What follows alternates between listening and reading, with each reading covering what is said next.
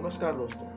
सोचिए, एक दिन के लिए मानव जीवन में पानी ना हो तो कैसा लगेगा। सोचिए, अगर पृथ्वी पर ही पानी ना हो तो कैसा रहेगा। सोच करके ही डर लग रहा है ना? बिल्कुल, जल संसाधन भी ऐसा ही है। यदि हमारे पास एक दिन के लिए पूरी पृथ्वी पर पानी ना हो, या एक महीने के लिए पानी ना हो, या पूरे ग्रह पर ही पानी ना हो, तो सोचिए कितना भयावह स्थिति होगी। यानी कि जीवन का जो आधार है वही खत्म हो जाएगा। यानी कि पानी जीवन का जो है एक महत्वपूर्ण आधार है, और यदि पानी ना हो तो स्थिति जो होगी वो दयनीय होगी। ठीक है, तो आज हम इस चैप्टर में, चैप्टर 16 में जल संसाधन और उससे संबंधित सभी जानकारियों के बारे में चर्चाएं करेंगे। हम यहाँ पे जानेंगे कि जल संसाधन किस प्रकार हमारे लिए महत्वपूर्ण है, किस प्रकार हमारे लिए आवश्यकता है। ठीक है, इसकी संरक्षण किस प्रकार हम करना है, इसको बचाना किस तरीके से है, सरकार की क्या क्या योजनाएं हैं, और इन सभी चीजों की चर्चाएं हम इस चैप्टर में करने वाले हैं। ठीक है दोस्तों, तो आइए स्टार्ट करते हैं हम अपने इस बेहतरीन से चैप्टर्स को। एक बार शुरू करते हैं। हमेशा की तरह हम जैसे ही शुरू करते हैं अपने बहुत ही महत्वपूर्ण चैप्टर की तरह, हम स्टार्ट करते हैं सबसे पहले अपना सिलेबस। तो आप देख सकते हैं सिलेबस के हिसाब से हम बिल्कुल परफेक्टली चल रहे हैं। हम 15 के बाद बिल्कुल 16वें चैप्टर पे आए हैं, और इसी के साथ ही हम आज इस पूरे चैप्टर को पूरी तरीके से खत्म कर देंगे। आज के बाद आपका जल संसाधन पूरी तरीके से खत्म होगा। ठीक है, आइए स्टार्ट करते हैं। हम बात करते हैं सबसे पहले विश्व में जो जल की मांग है उसके बारे में एक बार परिचय ले लेते हैं। ठीक है, अब देखिए, जल जो है वो जीवन के लिए एक आधारभूत संसाधन है। ठीक है, जिसके बिना जीवन की कल्पना भी नहीं की जा सकती। जीवन के विकास के लिए जल का महत्व अपने आप में काफी विस्तृत होता है। ठीक है, और पृथ्वी पर जितना भी जल पाया जाता है उसमें 97% जो हिस्सा है वो सिर्फ और सिर्फ समुद्र में है, और सिर्फ 3% जो हिस्सा है वही हमारे पास पीने योग्य है। उस 3% में लगभग 2% पानी जो है वो सिर्फ और सिर्फ ग्लेशियर के रूप में, बर्फ के रूप में हमें उत्तरी गोलार्ध पर और दक्षिणी गोलार्ध पर हमें देखने को मिल जाता है। ठीक है, जो बीच का हिस्सा है वो हमें, मतलब बाकी के जो ग्लेशियर है वो हमें हिमालय जैसे और कई सारे और ऊंचे ऊंचे पर्वतों पे बर्फ के रूप में देखने को मिलते रहते हैं। ठीक है, तो अब हमारे पास जो 1% का पानी है उसी में हमारे पास सब कुछ है, तो उसी को हमें बचाना है, उसी का संरक्षण की बात चलेगी, और उसी का ही एक बेहतर ढंग से हमें रखना है, ताकि मानव जीवन के साथ साथ अन्य जीवन के लिए भी ये उतना महत्वपूर्ण बन सके। ठीक है, तो आइए स्टार्ट करते हैं अपने चैप्टर। अब पहले हम बात करते हैं कि जल संसाधन के लिए, जल संसाधन जो है, जैसे हम जल संसाधन जान चुके हैं, जल संसाधन क्या है, तो जीवन के लिए महत्वपूर्ण है, लेकिन क्यों महत्वपूर्ण। ठीक है, और इसको बचाना हमारे लिए क्यों आवश्यक है। सबसे पहली बात तो है जो जल है एक नवीकरणीय संसाधन है। नवीकरणीय संसाधन मतलब रिन्यूएबल सोर्स, जिसको कभी खत्म ना हो। लेकिन जो ये तो ठीक है कि वो कभी खत्म नहीं हो सकता, लेकिन जो मानव है वो अपनी क्रियाकलापों के कारण इसको बहुत जल्दी जल्दी पोल्यूटेड कर रहा है। यानी कि वो अपनी क्रियाकलापों से अपने प्रदूषण की मात्रा में इसकी मांग जो है अचानक से बढ़ चुकी है, और जितनी मांग बढ़ी है उसी के हिसाब से पानी भी उपलब्ध है हमारे पास। लेकिन अचानक से होने वाले जो पानी में जो प्रदूषण है, इसके कारण इसकी मांग जो है वो उस पानी को नहीं पी सकते, इसकी मांग बढ़ती जा रही है। ठीक है, यानी कि प्योर वाटर की मांग बढ़ रही है, और हमारे पास जो पानी के सोर्स हैं वो हमने गंदा कर दिया है। इसीलिए हमें इस संकट को निवारने की आवश्यकता है। तो पहला महत्वपूर्ण संसाधन कि हमारे पास जो नवीकरणीय संकट है इसको रोकने की आवश्यकता है। दूसरा है हमारे पास कि जो जल पर भारत की स्थिति है वो किस तरीके से। तो आप इतना समझ लीजिए कि भारत में 4% की लगभग जल की मात्रा है। ठीक है, और भारत के पास 16% की पॉपुलेशन है। विश्व स्तर पर भारत के पास 4% जल है और 16% हमारे पास आबादी है। तो जाहिर सी बात है हमारे पास जो जल है वो कम मात्रा में है। ठीक है, कम मात्रा में है, लेकिन क्या है कि हमारे पास जो बाढ़ है और सूखे का जो प्रभाव है वो भी इसके कारण बढ़ता जा रहा है। ठीक है, क्योंकि हमारे पास एक तो जल कम है, और जो भी जल कम है इसके बाद में हमारे पास बाढ़ और सूखे की एक अलग तरह की समस्या भी इसके कारण प्रभावित हो जाती है। तो हमें क्या करना है कि जो मानसून जो हमारे पास आता है, हर साल मानसून आता है, हमें इसके लिए बेहतर ढंग से इनको संरक्षित करने की जरूरत है। सरकार इस पर बेहतर काम कर रही है, लेकिन सरकार को भी और काफी बेहतर काम करने की जरूरत है। क्योंकि जैसे कि हम एग्जाम्पल के तौर पर देख सकते हैं कि कुछ दिन पहले दिल्ली में बहुत ज्यादा सूखा था, लेकिन आज के डेट में दिल्ली जो है पूरी बारिश, जब एक बार बारिश आ जाती है पूरी दिल्ली पानी से भर जाती है। ठीक है, तो अब इस समस्या का निदान सिर्फ एक ही है कि हमें ग्राउंड वाटर रिचार्ज करना है, और इसके लिए भी हम आगे के स्लाइड में इसके ऊपर हम चर्चाएं करेंगे। ठीक है, तीसरा प्रॉब्लम है हमारे पास बढ़ती हुई आबादी। अब बढ़ती हुई आबादी है तो उसकी आवश्यकताएं हैं। जब उसकी आवश्यकता बढ़ेगी तो हमें उस आवश्यकता को पूरा करना पड़ेगा, और पूरे करने में सबसे बड़ा संसाधन है वो जल है। तो जल की संसाधन की जो मांग है वो अचानक से बढ़ेगी। तो इसीलिए जल संसाधन जो है वो जीवन के लिए कितना महत्वपूर्ण है वो आप इस चैप्टर से समझ सकते हैं कि हमारे पास ये तीनों समस्या है, इस समस्या का निदान करके हम जल संसाधन को अच्छे से प्राप्त कर सकते हैं। ठीक है, आगे बढ़ते हैं। हम बात करते हैं अब कि जो जल है, जल का जो स्रोत है वो कौन कौन सा है। तो जल कितने प्रकार से हमें मिल सकता है। तो सबसे पहले हमें मिलता है धरातलीय जल, सरफेस वाटर, ठीक है। दूसरा हमारे पास है, अभी सरफेस वाटर में अगर हम बात करें तो मुख्य रूप से सरफेस वाटर जो है वो वर्षा के जो धारा, वर्षा जो होती है उसके माध्यम से ये हमें मिलता है। इंपॉर्टेंटली वर्षा जो है वो मुख्य स्रोत है वैसे तो पानी का, लेकिन जो धरातलीय स्रोत है उसका 2/3 जो भाग है, ठीक है, वो हमें भारत की नदियों में देखने को मिलता है, ठीक है। भारत की जो नदियां हैं वो सारे इसमें नदियों में हमें देखने को मिलेंगे। इसके साथ हमारे पास कुछ तालाबें हैं, कुछ हमारे पास बड़े बड़े मतलब कुएं हो सकता है, बहुत सारी चीजें हैं जो हमारे पास सरफेस वाटर मतलब वो वाटर जो कि जमीन के ऊपर पाई जाती है, उस प्रकार के पानी हमें देखने को मिल जाता है, ठीक है। तो हमारे पास अगर 2/3 पानी है जो सिर्फ और सिर्फ गंगा, सिंधु और ब्रह्मपुत्र नदियों में ही मिलता है, ठीक है। दूसरा बात करते हैं भूमिगत जल के बारे में। तो वर्षा का जो जल है वो भूमि के में रिश्ता है, तो जैसे वर्षा हुई उसके बाद जो भूमि जो था उसके ऊपर का जो जल है वो जमीन के नीचे चला गया, तो वो जमीन के नीचे गया तो वही पानी क्या बन गया, ग्राउंड वाटर, ठीक है। तो धरातलीय जल जो है वही धीरे धीरे रिड्यूस करके ग्राउंड वाटर को रिचार्ज करता रहता है, ठीक है। तो अब केंद्रीय जो भूमिका है वो जल बोर्ड के अनुसार, जो कि हमारे पास जो जल बोर्ड है, जल बोर्ड के अनुसार जो वार्षिक पूर्णाभरण है, वर्ष में जो वर्षा होती है और पूर्णाभरण है वो लगभग 433 बिलियन क्यूबिक मीटर है, जिसमें 399 जो है उपयोग के लिए उपयोग है, ठीक है। मतलब हमारे पास 433 बिलियन जो है वो हमारे पास हर साल हम पानी भरते हैं, लेकिन हर साल जो है उसमें से 399 लगभग 400 का हम उपयोग कर लेते हैं, ठीक है। तो मतलब हमारे पास जितनी डिमांड है हम उस लेवल पे काम भी अच्छे से कर रहे हैं, ठीक है। अगले जो दो है हमारे पास विस्तृत रूप में वो पाए जाते हैं हमारे पास वातावरण के जल, और दूसरा जो है हमारे पास अगला जो पाया जाता है वो पाया जाता है सागरीय जल। वातावरण के जल जो कि हमें वर्षा जल के, जो वर्षा जल है वो उस प्रकार के जो जल है, वर्षा बल, हिम जल, ये सब चीजें हमें वहां से देखने को मिलता है। दूसरा जो सागरीय जल है, जो सागर में जो जल पाए जाते हैं वो सागरीय जल होते हैं, ठीक है। अब समझ गया कि वर्षा जल और सागरीय जल किस प्रकार के इंपॉर्टेंट होता है। अब बात करते हैं जल बजट के बारे में। तो देखिए कोई भी बजट हो, चाहे जल बजट हो या फिर कोई और भी बजट है, तो बजट का सिंपल सा उपयोग होता है जितना हम उपयोग करते हैं और जितना हमारे पास है, मतलब जितना हमारे पास उपलब्ध है और जितना हम उपयोग करते हैं, उन दोनों के ऊपर से कितना अंतर होगा वो जल बजट, वो उसका बजट निर्धारित करेगा। तो देश में उपलब्ध और प्रयोग होने वाले जो जल के बीच का जो संतुलन है वही जल संकट कहलाता है। तो जल की जो उपलब्धता है वो मौसम पर निर्भर करती है, ठीक है। तो जल कितना रहेगा हमारे पास तो जल के ऊपर निर्भर करेगा। क्यों, कैसे, देखिए जब वर्षा आएगी तो जल का जो मात्रा होगी वो अधिक हो जाएगी, लेकिन वही जब सूख आएगा, तो गर्मी का मौसम आएगा तो ये जो वर्षा जल होगी वो कम पाई जाएगी, ठीक है। तो ये इसकी स्थिति होगी, तो वर्षा हमारे पास उपलब्ध इस प्रकार से। दूसरा क्या, जनसंख्या के कारण है इसकी मांग भी लगातार बढ़ रही है, जल की मांग। तो जल की मांग जो है वर्षा के कारण मतलब जनसंख्या के कारण बढ़ती जा रही है, और जल की जो मात्रा है क्यूबिक मीटर में या हेक्टर मीटर में, क्यूबिक मीटर में वो हम मापते हैं। देखो जल की मात्रा हमेशा से हम क्यूबिक मीटर में मापते हैं, तो अगर क्यूबिक मीटर में कुछ भी आए तो समझ जाना कि मामला इसी प्रकार से संगीन बढ़ता जा रहा है, ठीक है। आगे बढ़ते हैं। अब देखिए बात करते हैं इसकी उपयोगिता की, माफ कीजिएगा संकट के ऊपर हम बात करना भूल गए। तो देखिए जल संकट क्या है, एक्चुअल में क्या है, जितनी हमारे पास मांग है उस मांग के उपलब्ध में अगर हमारे पास कुछ अलग अतिरिक्त मिलता है तो वह जल संकट कहलाता है। मान लीजिए हमारी मांग 100 रुपए की है और हमारे पास सिर्फ और सिर्फ 90 रुपए है, तो ये 10 रुपए का जो अंतर पड़ गया ये हमारे पास क्या हो गया, एक संकट की स्थिति आ गई। ठीक ऐसा ही जल के साथ भी होता है। जल क्या है कि अचानक से अगर जल में मतलब अचानक से क्या हुआ कि मांग इसकी अचानक से बढ़ने लगी, क्योंकि आबादी बढ़ा, जल की मांग बढ़ी, लेकिन हमारे पास उतना जल नहीं था। जब जल ना हो तो वो जल संकट कहलाता है, ठीक है। आमतौर पर इसको अगर आप इस तरीके से नाप सकते हैं, दुनिया में कई ऐसे देश हैं जहाँ पर पानी की उपलब्धता कम है और सरकार को जल का निर्यात करना पड़ता है। अब सरकार को जल का निर्यात इसलिए करना पड़ता है क्योंकि वहाँ पे जल संकट शुरू हो जाता है, ठीक है। तो जल का जो उपयोग है सबसे अधिक जो अगर जल का उपयोग हो रहा है वो हो रहा है कृषि के ऊपर, दूसरे बाद उसके बाद उपयोग होता है उद्योग के ऊपर, उसके बाद जो होता है ऊर्जा में, और फिर सबसे कम उपयोग होता है हमारे घरेलू उपयोग में। समझ गए, सबसे ज्यादा कृषि का उपयोग कहाँ हो रहा है, मतलब सबसे ज्यादा जल का उपयोग कहाँ हो रहा है, कृषि का। समझ गए, आगे बढ़ते हैं।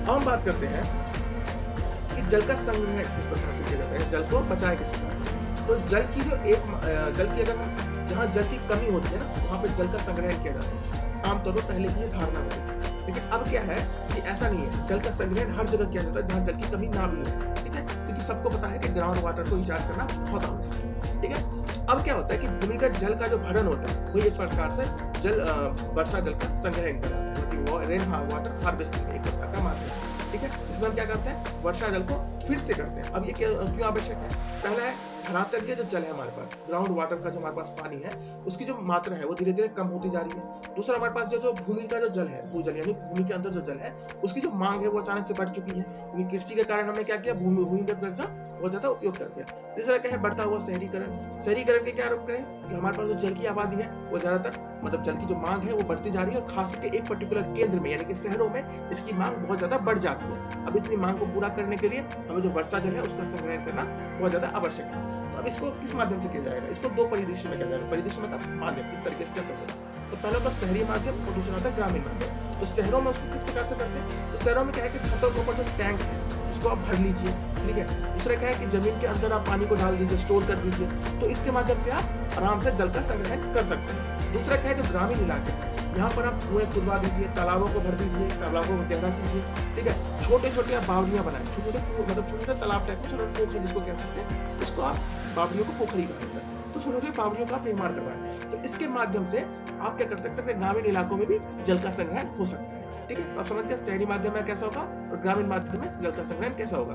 क्योंकि वर्षा जल का जो संग्रहण है उसके तरीके भी होते हैं। जैसे हमने गड्ढे का निर्माण कर दिया, खाई का निर्माण कर दिया, कुएं खोद दिए, ठीक है, गाँव में हमने देखा होता है। इसके अलावा हमने हैंडपंप खोल दिया, जिसके हैंडपंप में एक तरफ से क्या होगा कि जैसा जल होगा वो जमीन के नीचे जाएगा और जैसे हमें जल की जरूरत होगी या बाद में हम उसकी आवश्यकताओं को पूरा करने के लिए बाद में हैंडपंप का उपयोग जल को संग्रहित करने में कर सकते हैं, ठीक है। आगे बढ़ते हैं, हम बात करते हैं अब कि जो देखिए इसका इंग्लिश वर्जन है रेन वाटर हार्वेस्टिंग का, feel of the underground water. तो ठीक है, तो why we need it, first of all service water, दूसरा ground water, growing urbanisations, that's the reason we will need it.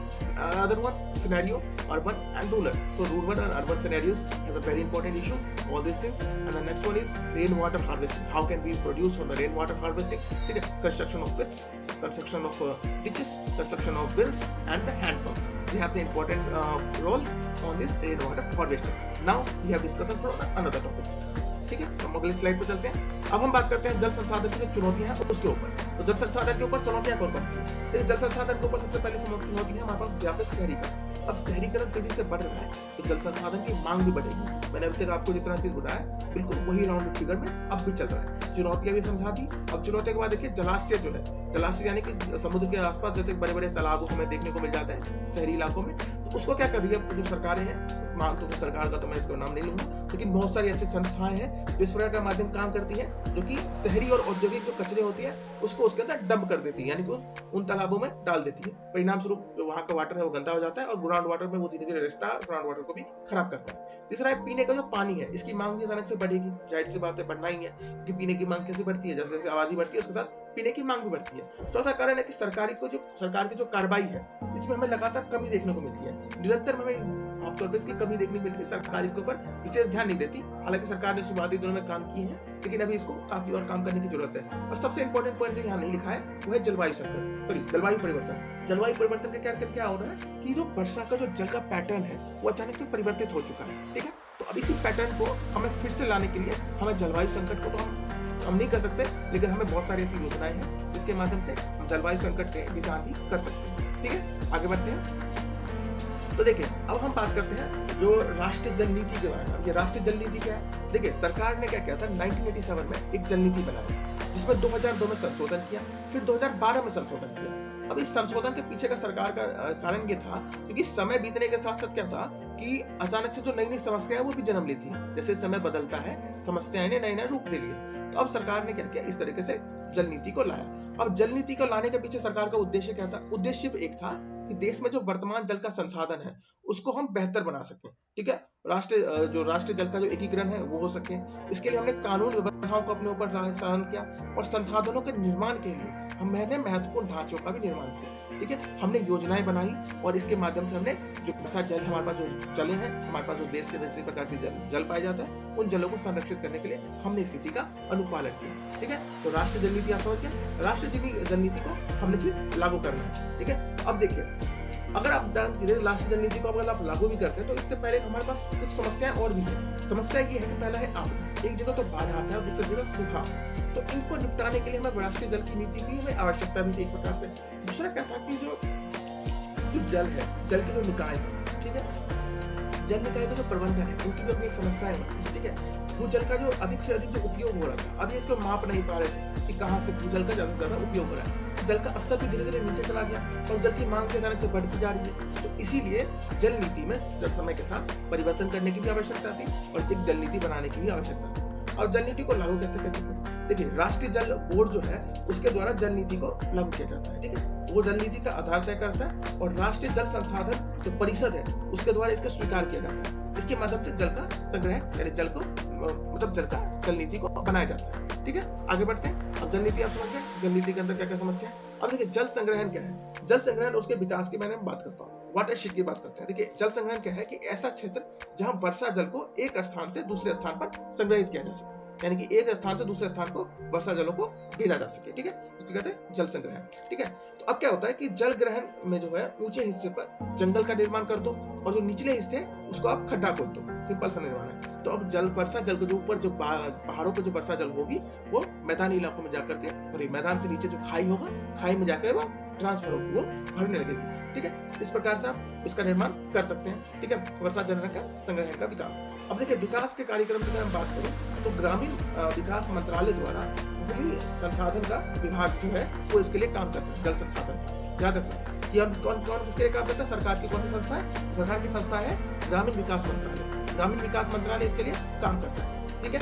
अब आगे बढ़ते हैं, अब हम बात करते हैं इसके इंपॉर्टेंट हिस्सों के बारे में, ठीक है। तो जल संग्रहण का जो विकास का जो कार्यक्रम है इसके कुछ लाभ भी होंगे, ठीक है। तो लाभ क्या है? पहला लाभ है जल संग्रहण। जल संग्रहण से क्या होगा कि बाढ़ का नियंत्रण होगा, ठीक है। और जहां पर हमें अवसाद चाहिए ना, जहां पर हम सूखा है वहां पर इसका हम निपटान भी कर सकते हैं, ठीक है। दूसरा अपवर्तन, अपवर्तन को नियंत्रण करेगा और मृदा का संरक्षण करेगा। मृदा को किस प्रकार से बचाएगा? मिट्टी का कटाव होने से बचेगा, ठीक है। दूसरा क्या है कि भूजल का जो पुनर्भरण होगा वो भी हो पाएगा इसके माध्यम से, ठीक है। तो अब आप अगर आप ध्यान से देखें तो जो वर्षा जल का जो संग्रहण है वो सबसे महत्वपूर्ण हिस्सा अपने आप में रखता है, ठीक है। तो अब मैं आपको एक सेकंड माफ कीजिएगा, हाँ। तो वर्षा जल का संग्रहण के बारे में हम बात कर रहे थे। संग्रहण में भूजल का जो नियंत्रण है वो करेगा, संसाधनों का अधिक से अधिक जो दोहन हो रहा है उसकी कमी भी करेगा। कृषि उत्पादन जो है उसका 2/3 का उत्पादन बढ़ रहा है, तो कृषि उत्पादन की बढ़ोतरी के लिए भी हमें जल संग्रहण किया जा सकता है, ठीक है। एक नवनिर्मित है नवीकरण को जो हमारे पास जो निर्माण जो हो रहा है उसकी कमी को भी नाप देगा, ठीक है। तो वन्य जीव की जो जगह है वन्य जीव का संरक्षण भी करेगा, ठीक है। प्रदूषण को नियंत्रण भी करेगा। तो इन सभी चीजों के लिए हमें जल संग्रहण की आवश्यकता है, वाटर हार्वेस्टिंग की हमें आवश्यकता है। अब देखिए यहाँ आप समझ गए। अब हम इसके कार्यक्रम की बात करें कि सरकार ने इसके लिए क्या क्या काम, सरकार को इसके माध्यम से क्या क्या करना चाहिए। तो देखिए ज्यादातर हमें वैज्ञानिक सोच की आवश्यकता है, ठीक है। त्रुटिहीन तकनीक की हमें आवश्यकता है कि हमें ऐसी तकनीक चाहिए जिसमें हमारी समस्या हो सके। दूसरा क्या, स्थानीय जनता का जो सहयोग है वो ज्यादा से ज्यादा होना चाहिए, ठीक है। स्थानीय जनता का जो सहयोग है वो ज्यादा से ज्यादा हो, ठीक है। विभाग के माध्यम से तालमेल हो, सभी विभागों में आपस में तालमेल हो और स्वतंत्र मंत्रालय का गठन किया जाए। हम ला रहे कि सरकार ने इसके लिए जल शक्ति मंत्रालय का गठन पहले ही कर रखा है, ठीक है। तो आप समझ गए कि इसके लिए जल संग्रहण के लिए सरकार की योजनाओं के बारे में कौन कौन सी चीजें और सरकार को क्या किस किस हिस्सों में काम करने की आवश्यकता है इसके बारे में हम जान चुके हैं। अब बात करते हैं राष्ट्रीय जल नीति के, राष्ट्रीय नदी जोड़ो योजना। ये बहुत ही महत्वपूर्ण योजना है भारत सरकार की अब तक को लेकर के। राष्ट्रीय नदी जोड़ो योजना, इसके लाभ और चुनौतियां, इन चीजों के बारे में हम यहाँ पर चर्चा करते हैं। देखिए सबसे पहले जल नीति का जो उद्देश्य है वो बहुत ही आसान है। क्या है जल नीति का उद्देश्य? तो देखिए जो राष्ट्रीय जल नीति है इसका एक उद्देश्य ये है कि जल की अधिकतम वाली जो नदियां हैं जिसमें जल का ज्यादा पानी है और दूसरे जल के पास जिस नदी में जल की पानी कम है उन दोनों को आपस में जोड़ दो और उसके जोड़ने के कारण क्या होगा कि आपस में ट्रांसफर हो जाएगा, ठीक है। जैसे ही पानी ज्यादा वहां हो जाएगा पानी यहाँ छोड़ देंगे और इनको किसके माध्यम से जोड़ेंगे? हम बांधों के माध्यम से जोड़ेंगे, ठीक है। बांध और नहर के माध्यम से हम इनको जोड़ेंगे।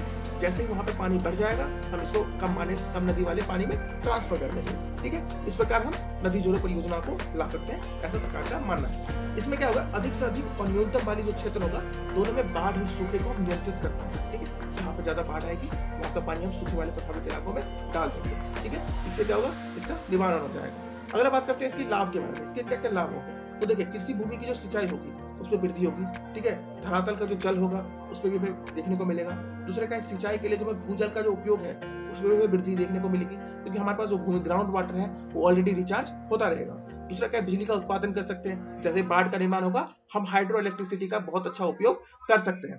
इसके बाद क्या होगा कि अन्य जो कारण है वो होगा बाढ़ का नियंत्रण, जलाशय का प्रबंधन, ठीक है। इसके साथ क्या होगा, जल की जो आपूर्ति है, जल की जो आपूर्ति है इसके ऊपर भी हमें इसके लिए देखने को मिल जाता है। ठीक है, जल की आपूर्ति होगी, मछली का पालन होगा, मिट्टी का जो अम्लीकरण होगा वो भी कम होगा, और जल सबसे इंपॉर्टेंट, जल का प्रदूषण भी कम से कम हमें देखने को मिलता है। लेकिन इतनी सब व्यवस्थाओं के बारे में चुनौतियां भी है। चुनौतियां क्या है कि कार्य की जो हमने जो इतना सोचा जो हमने योजनाएं बना ली ना, ये असल में ना अभी व्यवहारिकता नहीं लगती है।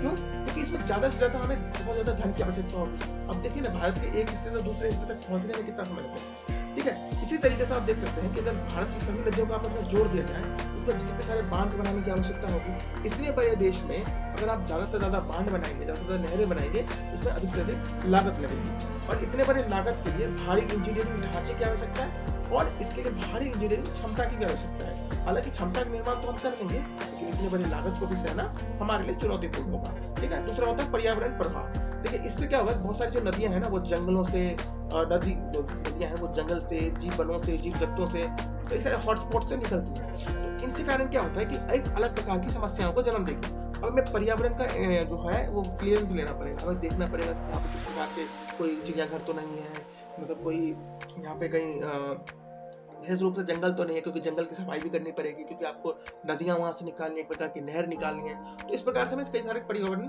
चुनौतियों का भी सामना करना पड़ेगा। दूसरा क्या है, समाज का प्रभाव।